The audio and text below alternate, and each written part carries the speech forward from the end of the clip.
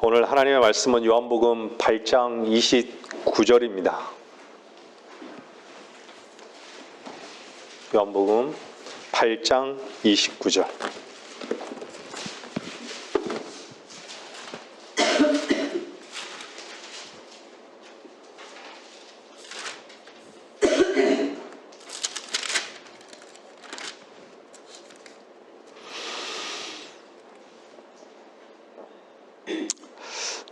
나를 보내신 분이 나와 함께 계시느니라.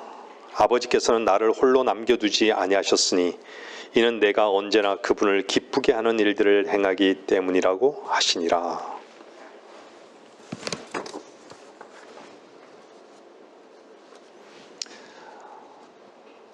나의 기쁨이 되시는 하나님이 오늘 제목입니다. 나의 기쁨이 되시는 하나님.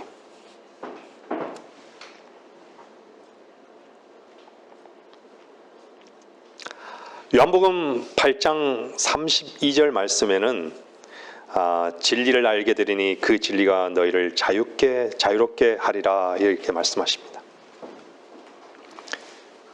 이 자유는 백주에 가늠하다 현장에서 잡힌 여인에게 진리 되신 주님께서 자유를 선언하고 계시는 것이죠. 그 여인의 편에서 보면 주 앞에 오게 된 상황이 만들어졌고 이미 모든 것을 아시는 그분 앞에 드러났고 가라는 그분의 말씀에 오게 된 상황이 가라는 그분의 말씀을 듣고 묶였던 것에서부터 벗어나게 된 것이죠.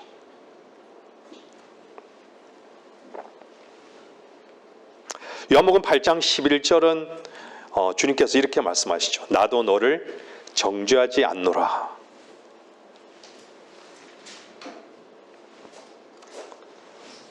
주님께서는 자유롭게 하시기, 우리를 진리로 자유케 하시기 위해서 오셨습니다. 그래서 그분이 빌려 죽으신 것이죠. 사탄은 우리를 정죄하는 것이죠. 진리는 묶였던 것에서 벗어나는 것입니다. 성령께서 성경을 저술하시면서 그 안에서 가장 많이 사용하신 단어가 예전에 말씀드렸죠. 말하다는 단어. 그 다음 단어가 뭐였어요? come이었어요. 오라는 것이죠. 그분은 말씀하시고 부르시는데, 항상 부르시는데 역으로 말씀드리면 그 말씀을 듣는 자들이 없고 기쁨으로 반응한 자들이 없다는 이 한 가지만이 안타까울 뿐인 것이죠. 하나님의 진리를 밝히고 계시는데 원함도 없고 어둠을 더 사랑하고 있으니 어쩌면 좋습니까? 유일한 건의, 유일한 책인 성경을 더 이상 사랑하지도 존귀하게 여기지도 않습니다. 왜냐하면 그분을 사랑하지 않기 때문입니다. 사랑을 상실한 것이죠.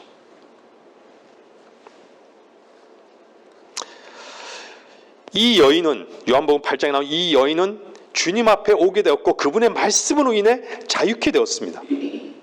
여러분이 말씀을 듣고 있는 여러분이 자유케 되었다면 상황은 달라도 이 여인의 위치에서 발견되었고 진리이신 그분을 만났기 때문이 아니었습니까? 네, 저는 그렇습니다. 7절 말씀에 보면 돌을 가지고 나와서 돌을 던지려고 하죠. 한번 보세요. 그 돌로 그 여인을 쳐 죽이려 합니다. 그런데 59절 말씀에 이 돌이 어디를 향하고 있죠? 여인을 향하는 것이 아니라 주님을 향하는 것이죠.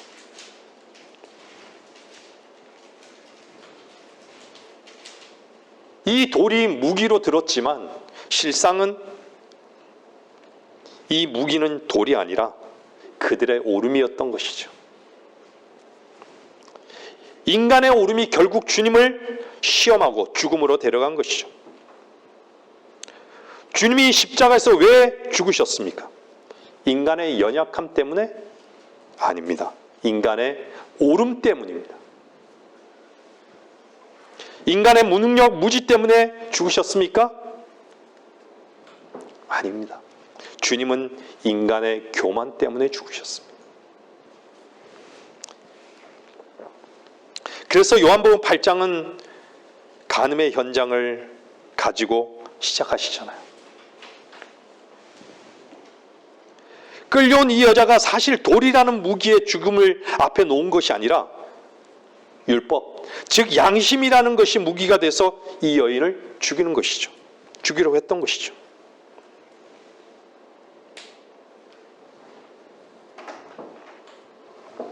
주님께서는 요한복음 8장의 현장으로 왜 다가가시고 또 이 간음 중에 잡힌 여인 앞에서 율법을 지키려고 하던 자들과 계속 대화하시면서 어디로 끌고 가시는 것일까요?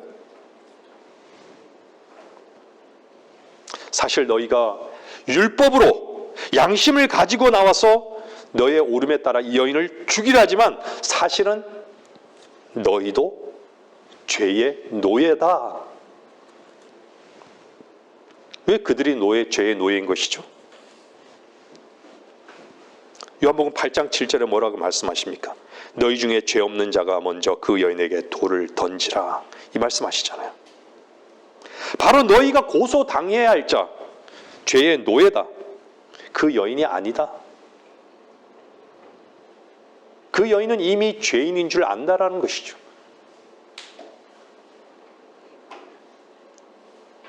율법으로 돌을 치려 했던 자들은 자기 자신은 의롭다고 주장하고 싶은 것이죠.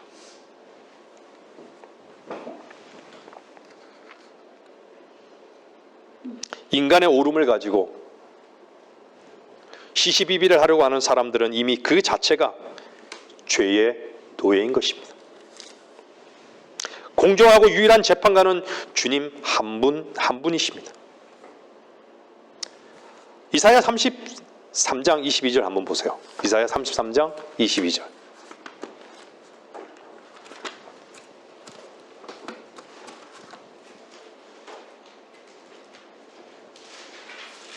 이사야 33장 22절입니다.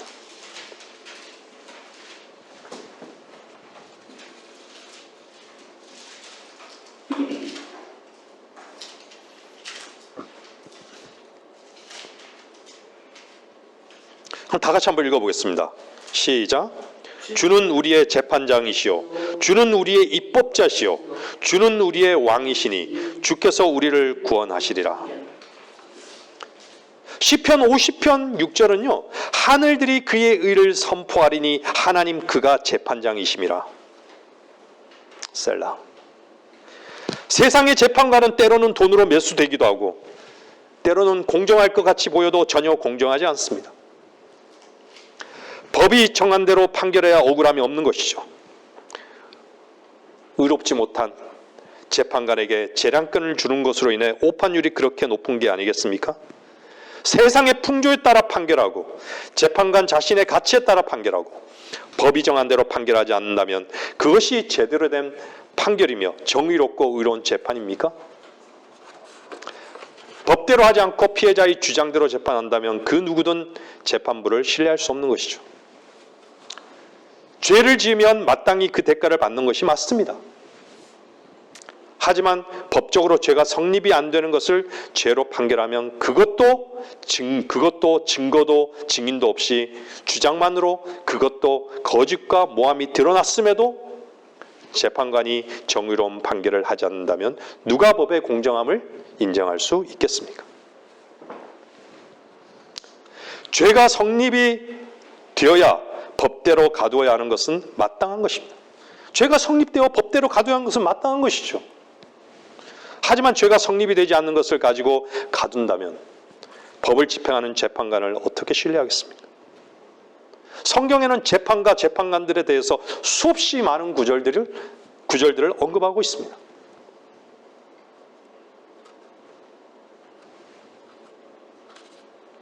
재판관들이 부패한 것이죠.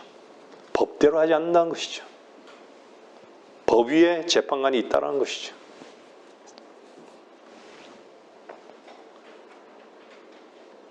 무엇보다 재판관의 가치와 판단이 더 우선시된다면 그것은 이미 하나님 자리에 재판관이 앉아 있다는 것과 다를 바가 없습니다.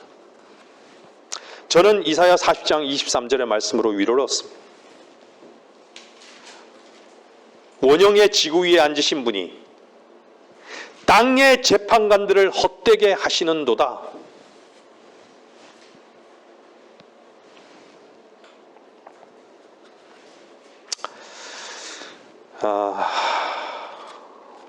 조금 말씀이랑 조금 벗어난 얘기를 했습니다.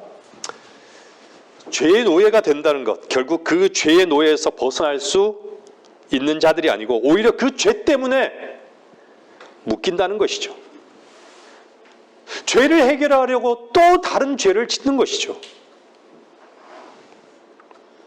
이 사람들이, 돌을 지었던 그 사람들이 손에 옳다고 하는 율법, 양심을 쥐고 있었지만 그 옳은 것이 그들을 참으로 옳은 곳으로 데려가지 못하는 것이죠. 여러분 주변에서, 저의 주변에서도 항상 이런 일들이 일어납니다. 우리 자신부터도 그렇죠. 많은 싸움이 있습니다. 이것이 그르냐, 이것이 옳으냐. 그 싸움은 하는데 옳은 것을 끝까지 행하고 지킬 수 있는 능력은 없는 것이죠. 그래서 그 옳은 것을 아는 것으로 인해 자기 자신이 그 옳은 것의 노예가 돼버린 경우를 많이 봅니다. 그런데 바로 이 옳음이라는 무기에 주님께서는 돌을 맞으시려고 했던 것과 같이 결국 죽으셨습니다. 저주받으신 거죠. 옳은 것을 알면 옳게 행할 수 있다고 생각하는 오만이 있는 것이죠. 율법이나 양심을 우린 아주 자유롭게 사용합니다. 우리가 생각하는 옳고 그름은 결코 자기 자신에게는 적용하지 않습니다. 다른 사람에게는 계속 적용하는 것이죠. 나는 보이지 않고 다른 사람 것은 보이는 것이죠. 자기 자신 안에 있는 그 내용으로 보고 있는 것은 못 보는 것이죠.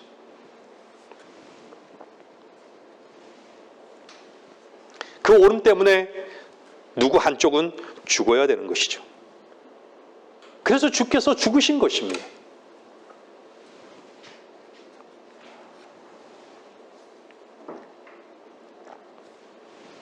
그래서 옳고 그름을 가지고 싸우는 자들은 결코 주님 앞에서 진정한 자유를 맛봤다고 하기에는 어려운 것이죠.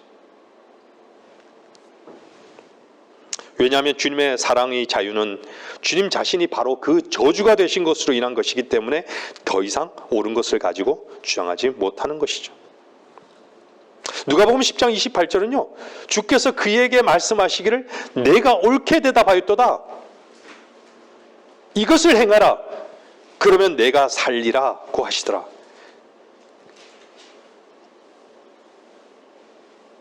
그러나 그는 자신을 의롭다고 주장하고 싶어서 예수께 말씀드리기를 그런데 누가 나의 이웃이니까 라고 하니 28절 주님께서 옳게 대답했다라고 말씀하시고 있습니다. 그러면 옳게 대답했으면 어떻게 해야 되죠? 대답만 하지 말고 행해보라. 행하면 살 것이다.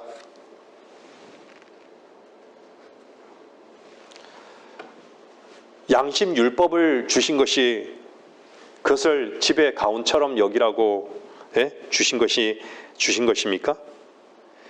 그대로 행하라고. 그대로 행해보라고.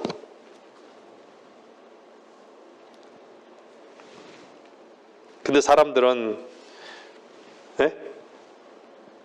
율법을, 양심의 그 요구를 이룰 수 있다라고 주님께서 말씀하신다라고 생각할 수 있습니다. 그렇지 않습니다.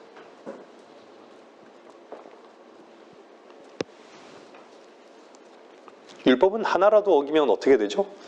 저주인 것이죠.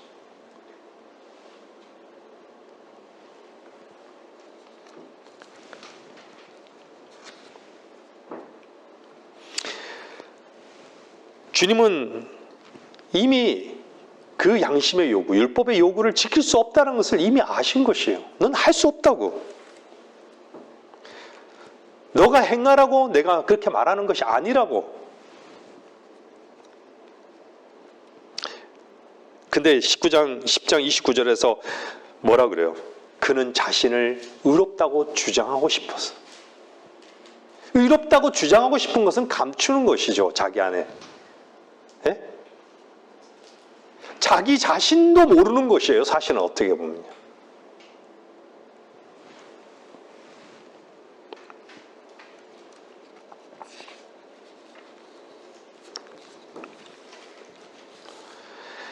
그 사람 속에 자신을 의롭다고 주장하고 싶은 마음의 동기가 있는 것이죠. 사람들이 구원받지 못한 유일한 이유예요. 자신이 의롭다고 주장하고 싶은 그 한 가지를 가지고 있는 것이죠. 자기는 지금까지 그러면 자기가 하나님을 믿고 섬겼다는 것이 그러면 어떻게 되냐는 얘기예요. 내가 행한 것은 선한 것이 하나도 없었다는 얘기냐는 얘기예요. 네, 없었다고. 없었다고.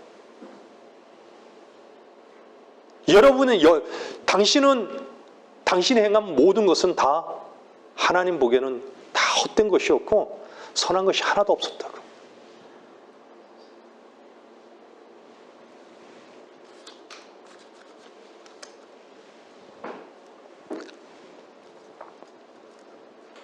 이 사람은 자기 자신이 의롭다라는 것을 나타내 보여주고 싶은 것이죠.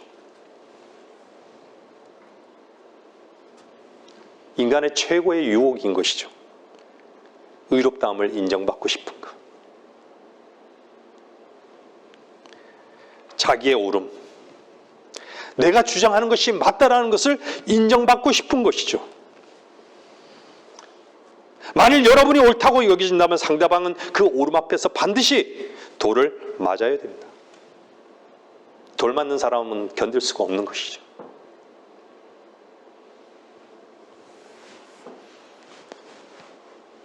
하나님의 빛 가운데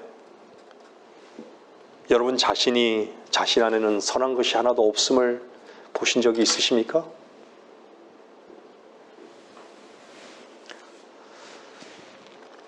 저는 저 자신이 의롭다고 주장하고 싶은 그것에 눈멀어 있었습니다. 그래서 저는 구원받지 못했다라고 저는 예전에 간증했습니다.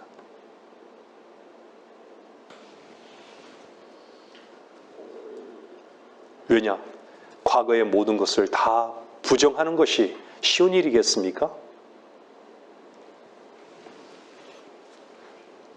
하나님께서 주신 것이었기 때문에 저는 아무렇지 않습니다. 과거에 어떻게 살았든 어떻게 무엇을 했든 그것은 나로 한 것이었기 때문에 아무렇지 않은 것이죠. 주님의 빛 가운데 드러났기 때문에 내 자신에게는 나의 의로 살아온 것이지 나는 나 자신을 의롭다고 주장하고 싶은 내 자신을 하나님 빛 가운데 보게 하신 것이에요.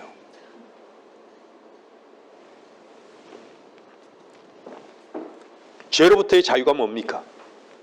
죄를 마음대로 짓고 살 수 있는 게 죄로부터의 자유입니까? 진리를 알면 진리가 널 자유케 한다. 이제부터는 마음대로 살아도 되겠구나. 이게 자유입니까? 마음대로 사는 것은 죄로부터의 자유가 아니라 오히려 죄의 노예라는 것입니다. 자유라는 것은 탈출하는 것입니다. 거기서 벗어나서 무관한 것입니다. 진정한 죄로부터의 자유는 내가 묶여있는 죄에서 탈출하는 것입니다.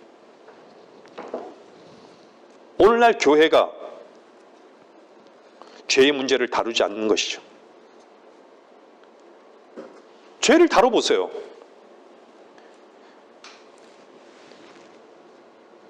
누군가의 죄를 지적하고 누군가의 죄의 문제를 다루게 되면 엄청난 일들이 일어나는 것이죠. 교회 안에서. 난리법석이 일어날 겁니다. 왜요? 니는 다 의롭다고 주장하고 싶은 것이죠. 예전에 김 목사님께서 말씀하셨죠. 예? 지옥에는 가장 의로운 사람들이 바글바글 될 거라고.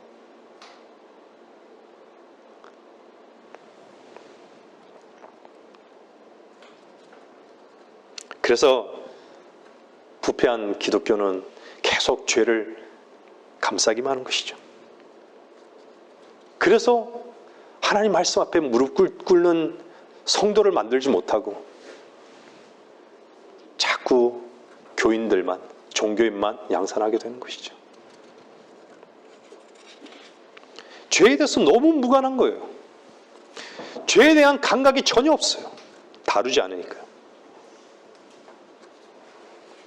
고통 없이 수술합니까?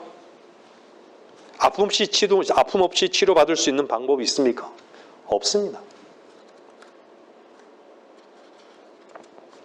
요한복음 8장을 한번 깊이 한번 공부해 보십시오. 주 안에서요. 아까도 말씀드렸지만 결국 주님께서 왜 돌 앞에 서셨는지 아십니까? 요한복음 8장 59절에 그들이 돌을 집어서 주께 던지려고 하였으나 왜 그랬어요? 인간의 오름이라는 자존심이 하나님이라도 죽여서 자기가 옳다는 것을 주장하려고 하는 것입니다.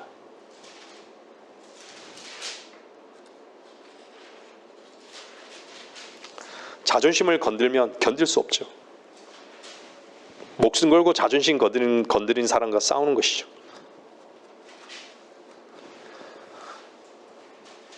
직장 생활은요, 세상 어디서나 자존심 싸움이에요. 자기를 세우는 싸움이에요.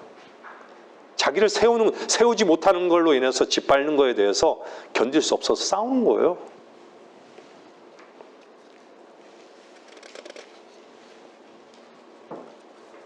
목숨 거는 것이죠. 직장에 일하러 온 것이지 싸우러 온 건 아니잖아요. 그죠? 근데 끝까지 나가면서까지 그래 나가도 좋다. 둘 다 멱살 잡고 끝까지 그 자존심 때문에 싸워요. 지금은 먼저 목을 잡고 한 방 때리기를 바라는 것이죠. 법을 이용해서요. 법을 아는 것이죠. 때려보라고. 먼저 때린 사람이 이제는 지는 것이죠. 감옥에 가야 되는 거예요.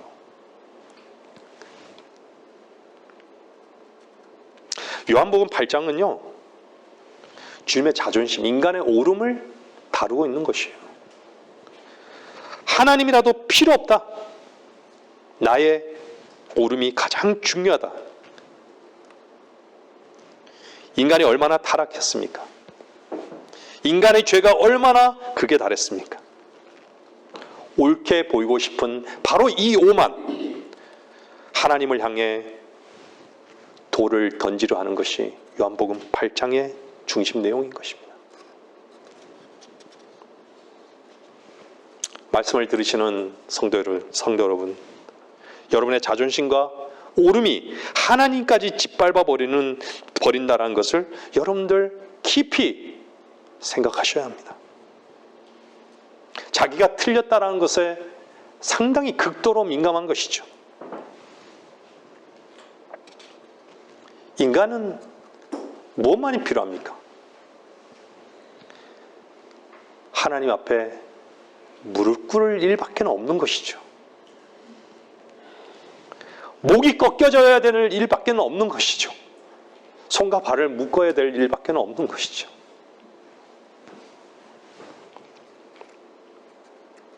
주님께 긍휼을 구하는 기도에는 필요한 게 도대체 무엇입니까?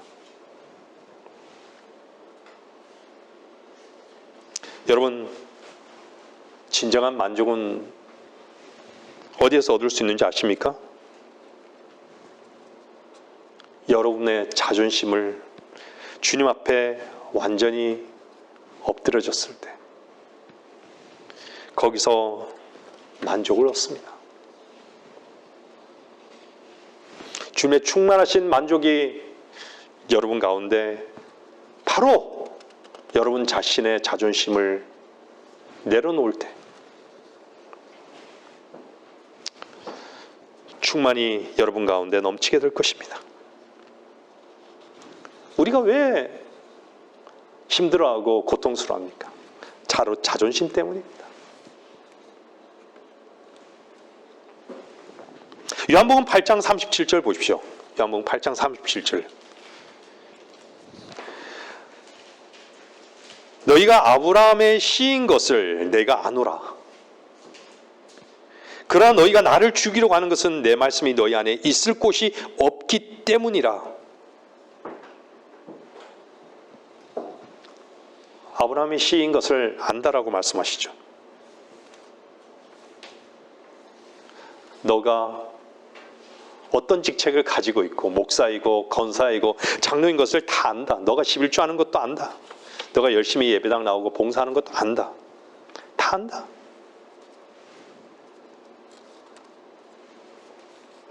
아브라함이 씨인 것을 주장하고 나오고 있거든요. 아브라함은 씨다고. 근데 34절에 뭐라 그래요? 주님께서는 죄를 짓는 자는 누구나 죄의 종이니라. 사람들은 이걸 인정하지 않는 것이죠. 죄인이란 것은요, 자존심 상하는 것이에요.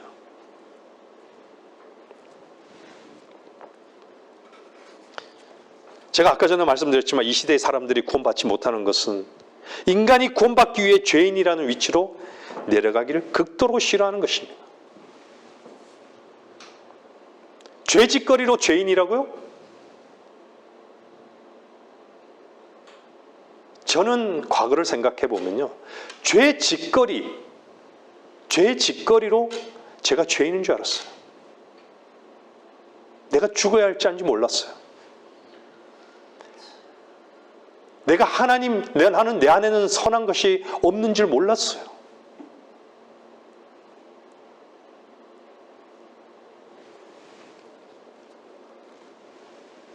왜 죄인이 된 것이죠? 죄의 뿌리가 뭔 거예요? 주님이 죄 짓거리를 위해서만 죽으셨습니까? 죄 짓거리는 남겨놓으시고 죄와 죄들에 대해서 죽었다라는 그 교리만 알고 도대체 죄가 무엇인지,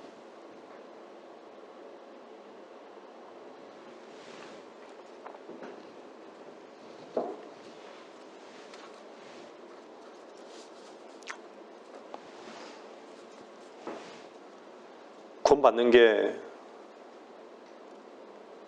어렵습니까? 쉽습니까? 구원이 어렵습니까? 어떤 누구는 구원받기 아주 쉽다 그래요. 제가 예전에도 말씀드렸지만 하나님의 구원은 너무 단순해요.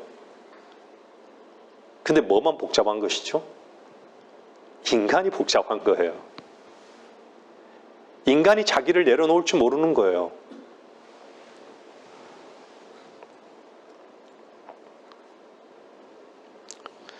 자기가 옳은 것에 대해서 끝까지 주장하는 것이죠. 그래서 주님이 뭐라 그래요? 알고 있는 거예요. 내 말이 너희 속에 있을 곳이 없다.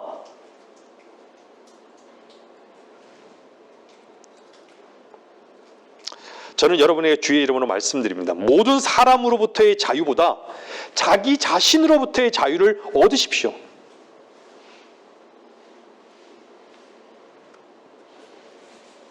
기도하십시오. 얻기를 기도하십시오. 원함을 가지라는 얘기입니다. 주 안에서. 자기의 노예가 되는 것처럼 비참하고 절망적인 것은 없습니다. 본문 말씀 한번 보세요. 오늘 보면 요한복음 8장 29절에요. 이는 내가 언제나 그분을 기쁘게 하는 일들을 행하기 때문이라고 하시니라. 주님을 기쁘시게 하고 계십니까? 말씀은 뭐로 시작합니까? 나를 보내신 분이로 시작하고 있습니다.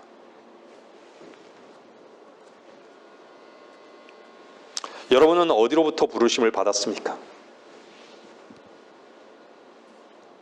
세상으로부터 부름을 받았습니다. 세상으로부터 건짐을 받은 것이죠.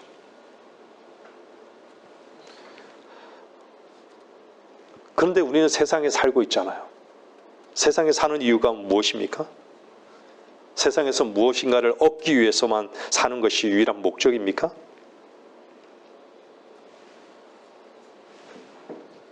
도대체 이 땅에 있는 목적 자체가 무엇입니까? 여러분 한번 점검해 보십시오. 이 땅에 있는 목적이 부모에게 효도하기 위해서입니까? 좋은 직장이 되기 위해서입니까? 좋은 가정을 꾸리기 위해서입니까? 좋은 사람을 만나기 위해서입니까? 도대체 목적이 무엇인지, 하나님께서 여러분을 부르신 목적이 무엇인지 한번 점검해 보십시오.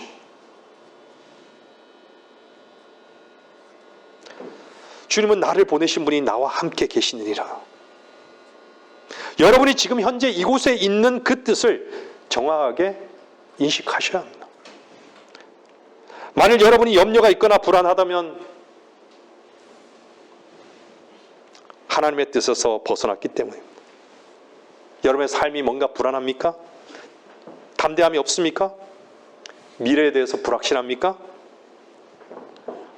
그것은 여러분이 주인이 된 이유입니다. 무엇이 없어서가 아닙니다. 직장이 없거나 가정이 어떻게 돼서가 아니라, 늘 말씀드리지만 내일에 대한 그 불안은 여러분이 자기의 위치에 있지 않기 때문입니다. 오늘 찬송했잖아요. 우리는 어디서 쉴 수 있어요? 유일하게요. 십자가 그늘 아래서.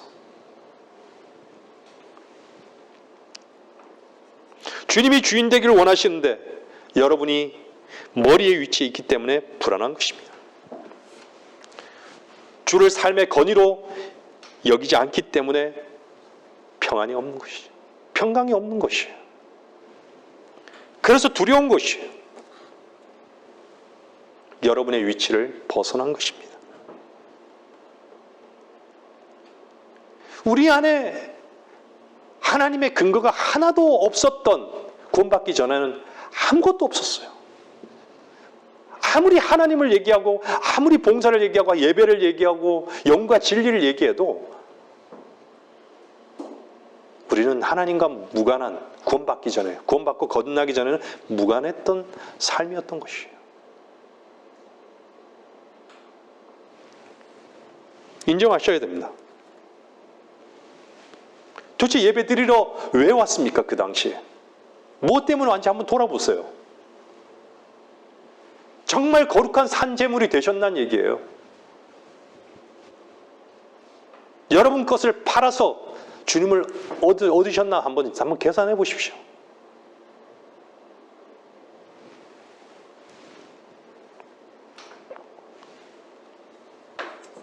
그때가 자유했다고요?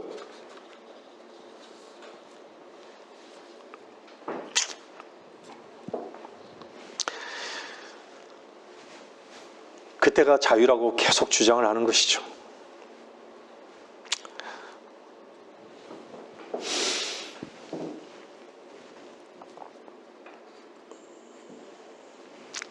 여러분, 무슨 작은 것으로 인해 불안하거나 그것 때문에 염려하거나 그것을 붙든다면 그것을 다 불태워 버리십시오. 그리스도인은요, 이미 끝난 자로 시작한 것입니다. 죽음으로 시작된 자들이에요.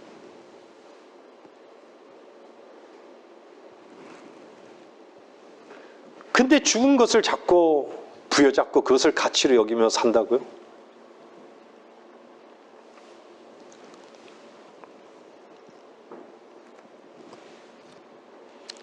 직장이든 물질이든 여러분의 어떤 위치이든 그것이 여러분을 지켜주는 것으로 생각한다면 차라리 불태워 버리십시오. 그것을 쓰레기로 여기지 않는 한 여러분에게 평안은 없습니다. 그것을 붙들고 있는 한 주님을 주의 위치에 결코 놓을 수 없습니다. 나로 살아가는 것은 다 헛된 것이에요. 나로 살기 때문에 불안한 것이죠. 주님을 인정하지 않아요. 주님과 교제하지도 않아요. 주님 앞에 무릎 꿇지 않습니다. 주님을 주인으로 두십시오. 우리가 불안한 것은 단 하나입니다. 위치를 벗어났기 때문입니다.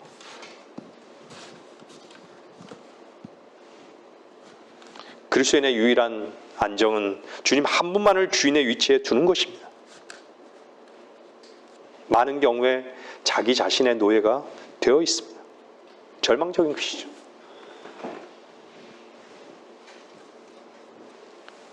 우리 자신은요, 심판받아 마땅한 존재입니다.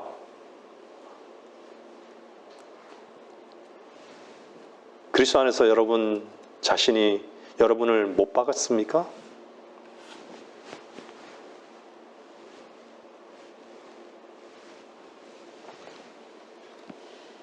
주님께서 왜 그분께서 항상 함께 하신다고 말씀하셨는지 아십니까? 내가 언제나 그분을 기쁘게 하는 일들을 행하기 때문이라. 여러분은 하나님의 뜻을 생각해 보신 적이 있으세요? 주님 육신을 입고 오신 주님은 하나님의 뜻을 한치 오차도 없이 그 길을 가신 거예요.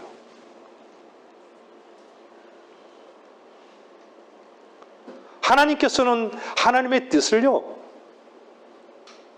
여러분 안에서 그분이 친히 나타내시기를 원하십니다.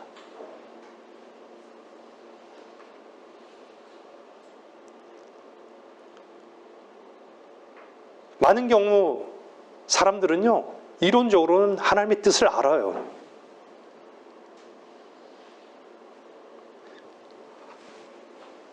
그분이 우리 안에서 그분의 생명이 흘러나와서 하나님의 뜻이 펼쳐지기를 원하시는데 그것이 하나님께 기쁨이 되는 거예요. 그것이 하나님의 목전에서 기쁨이 되는 것입니다.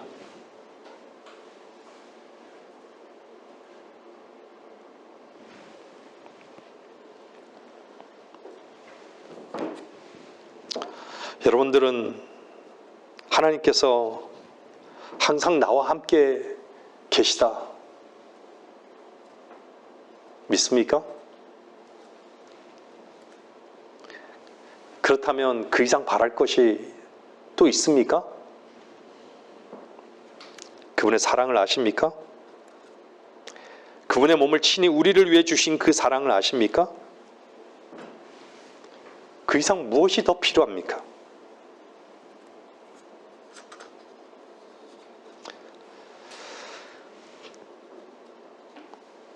그분의 사랑을 믿고 맡긴 자를 주님은 더 사랑할 수밖에 없습니다.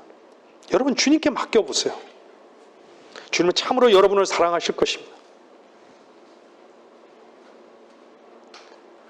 믿는 것은 뭐라 그랬어요? 머리로 아는 것이 믿는 것입니까? 물론 그것도 믿는 것이에요. 근데요, 성경은요, 마음으로부터의 믿음을 얘기하는 거예요. 마음으로부터의 믿음은요, 움직이게 하는 것이에요. 마음에 동기가 없는데 어떻게 움직입니까?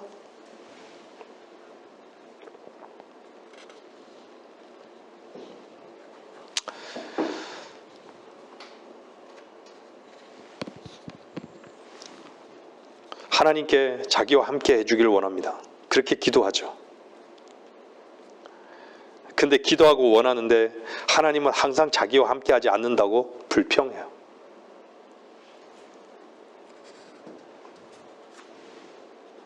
하나님께서는 나와 함께 해주시지 않은 것인가? 함께 해주시지 못하는 것인가? 우리 가끔 얘기하잖아요. 로또에 당첨해달라. 기도했는데 되지 않아요. 왜 로또에 당첨 안 되게 해주셨나? 하나님께서 이번에는 왜 나와 함께 해주시면 얼마나 좋을까?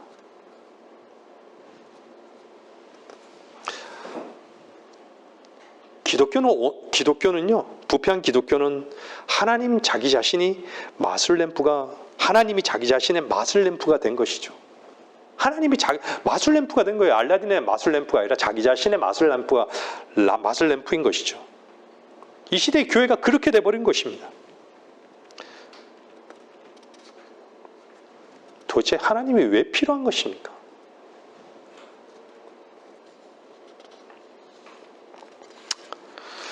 요한복음 8장 29절은요. 이는 내가 언제나 그분을 기쁘게 하는 일들을 행하기 때문이라. 하나님께서 해주시는 것이 아니라요. 함께 하실 수밖에 없는 상황 속으로 주님이 가신 것입니다. 하나님께서 같이 행하지 아니하시고는 견딜 수 없는 곳으로 주님께서 가셨다는 것입니다.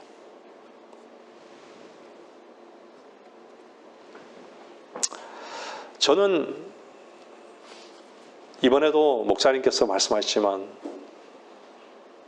사역을요, 우리의 사역은 주님의 사역은요 기쁨을 하는 거예요. 나의 기쁨이 아니라, 예? 여러분, 기쁨으로 한다는 것은 무슨 의미죠? 그 기쁨이 바깥에서부터 나오는 것인가요? 그렇다라고 하면 그것은 참된 기쁨이 아니에요. 주님으로 인한 그 기쁨이 동력이 되는 거예요. 그것이 흘러나와서 내 모든 것을 하나님 앞에 맡기고 드려지는 거예요.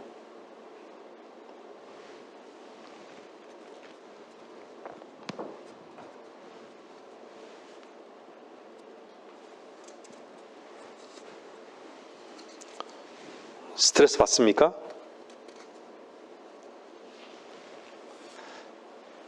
여러분이 진정 주님이 기쁨이시지 않습니까?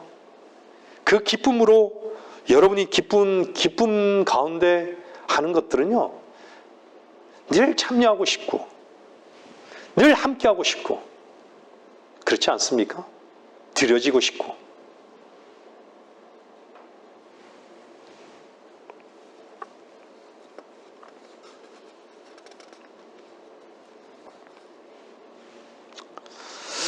제가 여러분들 이 말씀에 주의를 한번 기울여 보세요.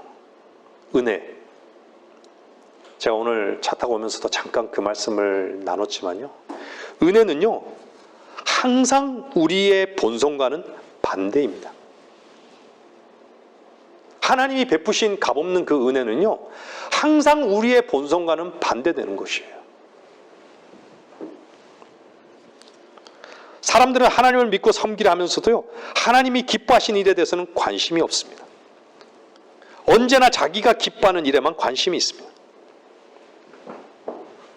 여러분, 은혜의 영역에서는요, 첫 번째가 마지막이 될 것이다. 주님의 시선은 그거예요. 본성은요, 어린 자가 나이 든 자를 섬겨한다고 말합니다. 당연한 것이죠. 그러나 은혜는요, 나이 든 자가 어린 자를 섬기라고 말합니다. 무슨 의미인지 아시세요?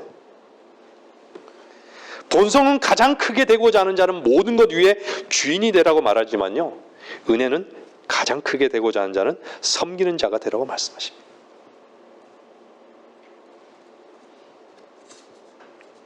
본성은요, 내 오른쪽을 때린 자는, 오른쪽을 때린 자는 내 오른손으로 그 사람 오른뺨을 때려야 되는 것이요. 은혜는 어떻죠? 왼뺨까지 되는 거예요.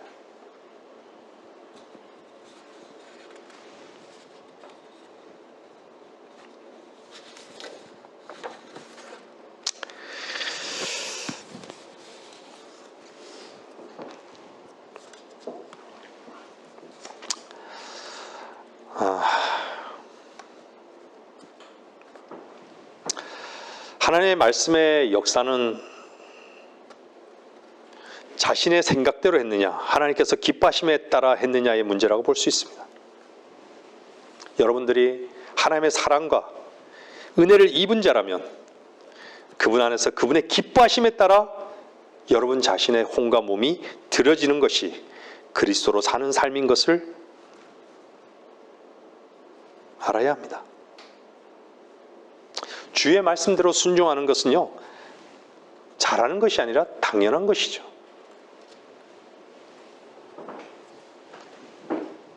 주의 종이 주의 말씀을 따라 순종했다고, 나 잘했습니다라고 말할 수 없는 것은요, 당연히 해야 할 일을 했기 때문인 것이에요. 우리가 저 자신도 늘 기도하는 것이지만 제가 하나님 앞에 유익을 끼칠 수 있는 게 도대체 무엇입니까? 없습니다. 그래서 저는 무익한 종일 수밖에 없습니다.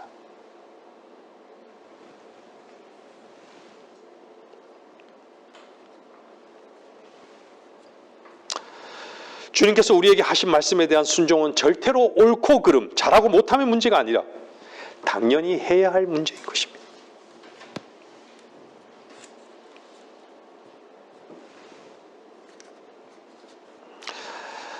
많은 세상 사람들의 그 시선, 우리의 본성은 뭐라고 말하는 것이죠?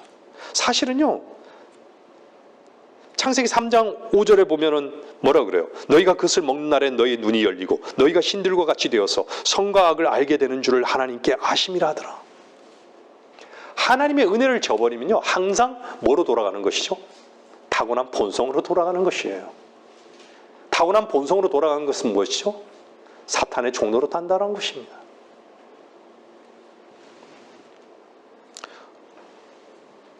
여러분, 높아지고자 하는 게 뭐가 잘못된 것입니까? 쉽게 얘기하면 돈 많이 벌고 큰 집 사고 좋은 차 타고 좋은 옷 입고 맛있는 거 먹는 거 잘못된 것이에요?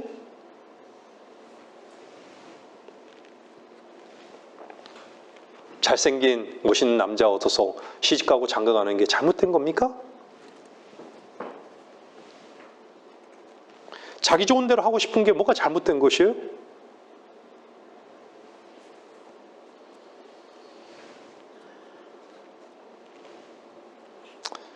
이것이 하나님의 말씀으로부터 시작된 것이 아니라 자신의 생각에서 나오는 것이기 때문에 문제란 것입니다.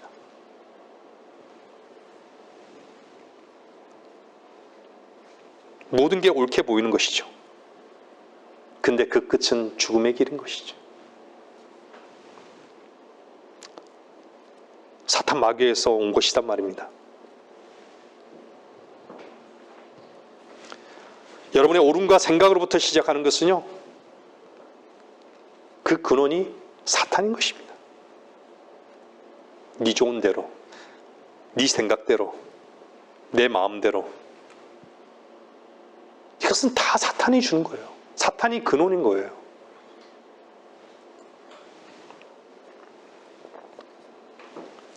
저도 예전에 복음을 전하다 보면요, 자기는 죄인이 아니래요. 저는 강도짓도 안 하고요, 저는 거짓말도 안 한대요. 훔친 적도 없대요. 오히려 저한테 막 항의해요. 그럼 제가 그 당시에는 당혹스러운 거예요. 그래서 죄짓거리를 만들기 위해서 그래도 거짓말을 하지 않냐? 너 부모에게 이렇게 거역하지도 않냐? 자기는 안 한대요.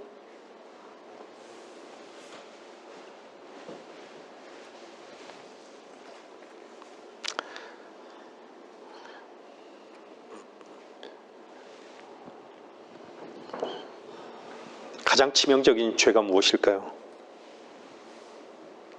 그것은요, 자기로 사는 것입니다. 자기로 인해 사는 것이에요. 자기 생각을 가지고 살아가는 것이에요. 하나님 없이. 주인 없이 자기가 사는 거예요. 주인을 모르는 것이죠. 왜 모를까요? 어둠 가운데 있으니까. 그 저주의 짐을, 그 죄의 짐을 갖고 그냥 살아가는 거예요.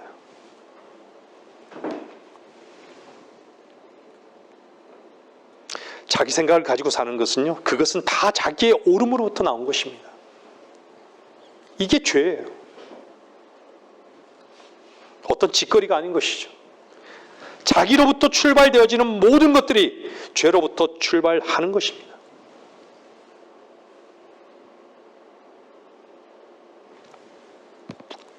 말씀을 정리하겠습니다. 누가복음 12장 한번 보세요. 누가복음 12장요.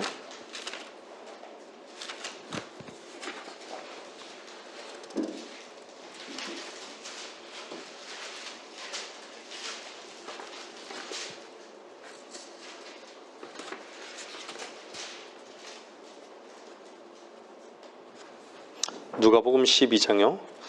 16절요.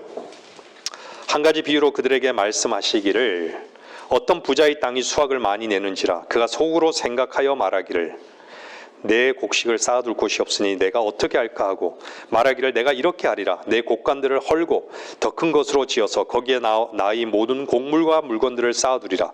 그리고 나서 내 혼에게 말하기를 내 혼아 내가 여러 해 동안 쓸 물건들을 많이 쌓아두었으니 편히 쉬고 먹고 마시고 즐거워하리라 하였느니라.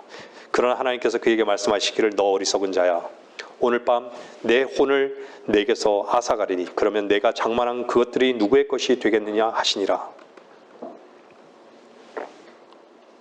20절에 그러나 하시면서 하나님께서 말씀하시죠. 사람들은 그 20절 말씀을 듣기를 싫어하는 것이죠. 하늘과 땅의 주인이신 그분의 말씀을 듣기 싫어하는 것이죠. 사람들은 다 자기 계획대로, 자기 생각대로 살려고 해요.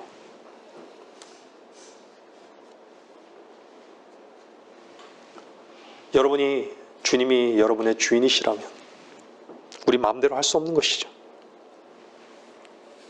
주인만이 그분 마음대로 하실 수 있는 거예요. 우리는 늘 우리의 생각대로 사는 게 아니라 우리 주인의 무엇이 기뻐하심이 도대체 무엇인지 관심을 갖고 사는 거예요. 왜 그렇죠? 결코 우리 생각대로 되지 않기 때문입니다. 생각대로 될 수 없기 때문인 것이죠.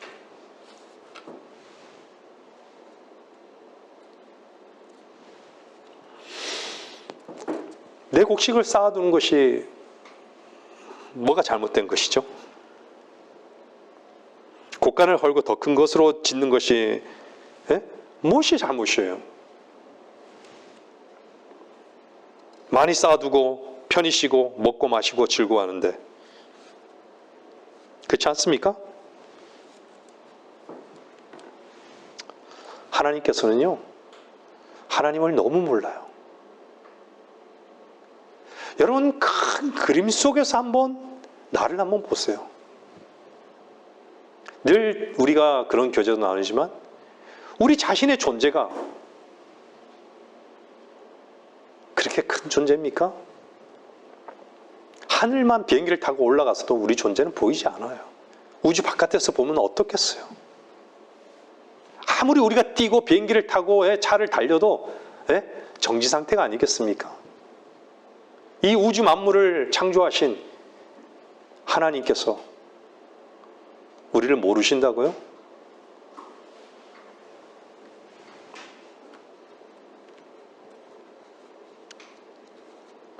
온 지면을 하나님께서는 물로 다 덮어버릴 수 있으세요. 소돔과 고모라를 불로 다 태워버릴 수도 있으셨습니다. 바벨탑도 하루아침에 무너뜨리신 분이신 것이죠. 하루아침에 수많은 사람들을 죽여버릴 수도 있어요. 민족을 멸할 수 있어요.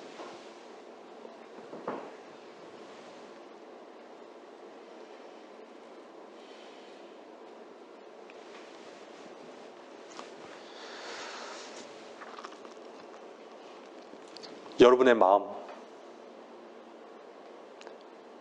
하나님의 소유예요. 마음만이 소유가 아니에요. 여러분이 하나님의 소유가 된 것이에요. 그분의 피값으로.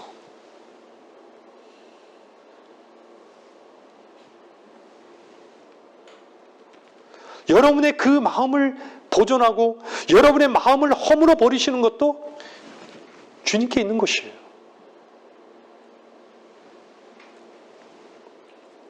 무엇을 어떻게 하면 결과적으로 어떻게 될 것이라 생각하는 오만이 여러분에게 있습니까? 그것이 여러분 속에서 나온 생각이라 할지라도 누가복음 12장 20절처럼 하나님께서 그에게 말씀하시기를 너 어리석은 자야. 오늘 밤 내 혼을 내게서 앗아가리니 그러면 내가 장만한 그것들이 누구의 것이 되겠느냐 하시니라. 여러분의 생각대로 되지 않습니다. 우리의 생각대로 되는 게 없습니다. 돌아보니까 그래요. 우리 마음대로 되지 않습니다. 우리의 마음을 그러면 어디에 옮겨 놓아야 될까요? 주님의 기뻐하심에 따라 우리의 마음을 옮기는 것입니다.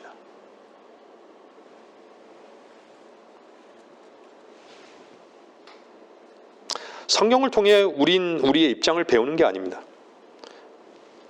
하나님의 뜻이 무엇인가를 배워가는 것입니다. 하나님께서 원하는 것이 무엇인가에 대해서 관심을 기울이는 것입니다. 최종적인 우리의 답변은 무엇이어야 됩니까? 주께서 원하시면.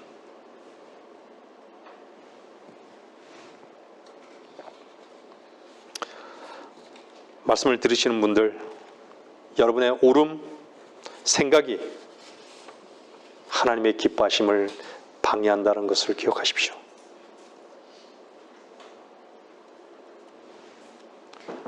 여러분의 옳음으로 하나님의 바르신 것을 대체하지 마십시오.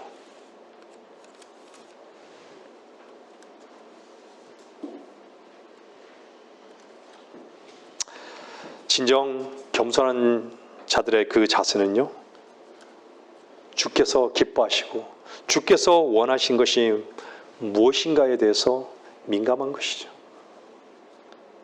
바깥의 것에 예민하지 않습니다. 육신의 것에 예민하지 않아요. 그것을 잃을까 봐, 상실할까 봐 조마조마하고 긴장하고 스트레스 받고, 하나님의 말씀에 대해서 민감하십시오. 주의 기뻐하심에 따라 반응하고 순종하는 것을 분명하게 순종한 자들의 삶을 한번 보시면서 하나님의 말씀에 대해서 한번 민감해 보십시오. 말씀의 능력이 무엇인지를 분명히 알게 될 것입니다.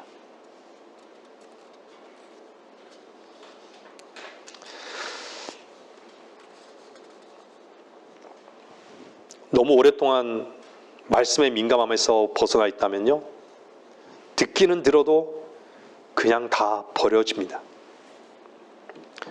여러분의 영적 상태를 스스로 평가해 보십시오.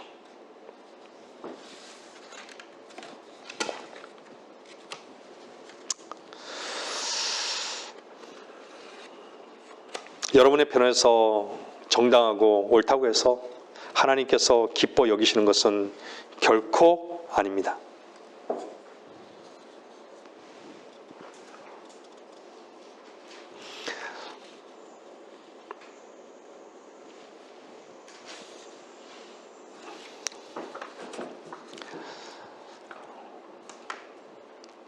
주님께서요, 기뻐하시는 일, 주님의 무릎 앞에 앉아서요, 주여,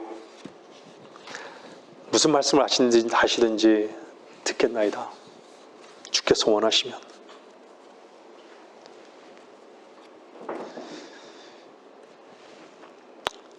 이 시대의 타락한 교회들은요,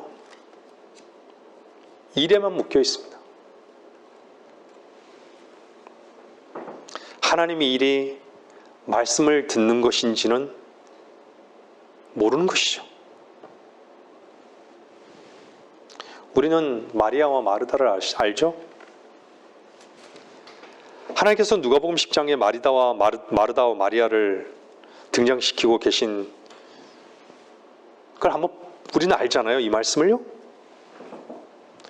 무엇을 해야 할 사람으로 여기는 것이죠. 하나님을 위해서 뭔가를 해야 할 사람. 여러분, 주님을 위해서 무슨 일을 하기 전에요, 주님께서 여러분 자신을 위해 어떤 일을 하셨는지를 먼저 충분히 누리십시오. 주의 말씀이 여러분을 향해 무엇을 어떻게 이루셨는지를 먼저 충분히 아시란 말입니다. 무엇을 하려고 하지 마십시오. 말씀을 들으십시오. 생명의 말씀을 먹고 누리십시오. 여러분의 그 느낌을 신뢰하지 마십시오. 여러분의 그 느낌이 무엇으로부터 시작됐는지를 한번 점검해 보십시오. 깊이 있게.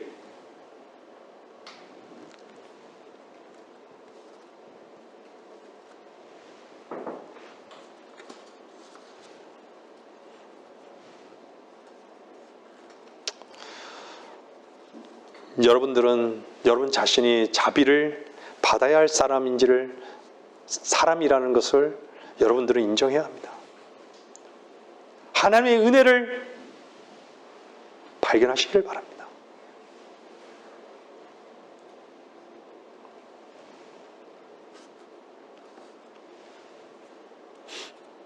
요한복음 10장 10절 말씀 한번 보세요.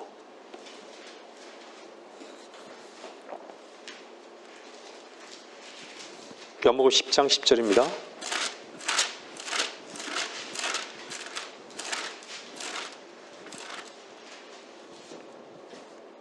도둑은 오직 도둑질하고 죽이며 멸망시키려고 오지만 내가 온 것은 양들을 생명을 얻고 양들로 생명을 얻고 더 풍성히 얻게 하려 함이라.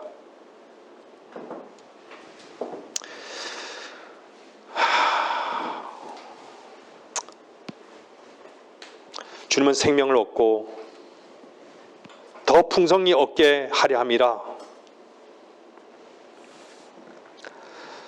주께서 당부하신 일을 열심히 하려고 하지 마세요.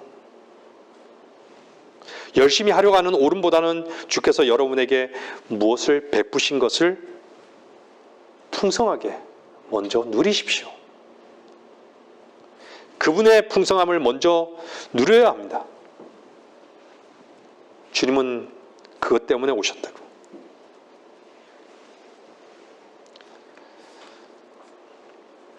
많은 사람들이 하나님을 섬기는 일에 너무 바쁜 것이죠. 그런 사람들에게 주님은 말씀을 먼저 들으라고, 주님의 발 앞에 앉으라고 말씀하십니다. 우리의 문제는요, 한 가지예요. 주의 말씀과 그분의 뜻이 무엇인 줄 모르는 데 있는 것이죠. 주님의 기뻐하심에 대해 관심이 없다는 것이 문제인 것이죠. 나의 오름대로만 살려고 한다는 것입니다. 주님께서는요, 여러분에게 가장 원하는 게 무엇일까요? 주님께서는 여러분 안에 있기를 원하십니다. 근데 주님은 거할 곳이 없다고 말씀하십니다. 너희가 하나님의 성전인 것과 하나님의 영께서 너희 안에 거하시는 것을 알지 못하느냐. 그 말씀이 육신이 되어 우리 가운데 거하심으로 우리가 그의 영광을 보니 아버지의 독생자의 영광으로 은혜와 진리가 충만하시다더라. 우리는 몸을 가지고 있지만 주님이 주인이십니다.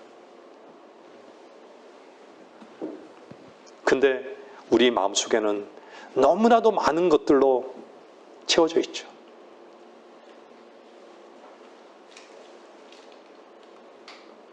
여러분 속에 한 분 주인만 계시기를 주님은 원하고 있다는 것이에요. 주님 이외에 다른 것으로 있다면요, 분리된 마음을 갖고 있는 거예요. 두 마음을 갖고 있는 거예요. 두 마음? 아니요. 어쩌면 수많은 마음을 가지고 있을지 몰라요.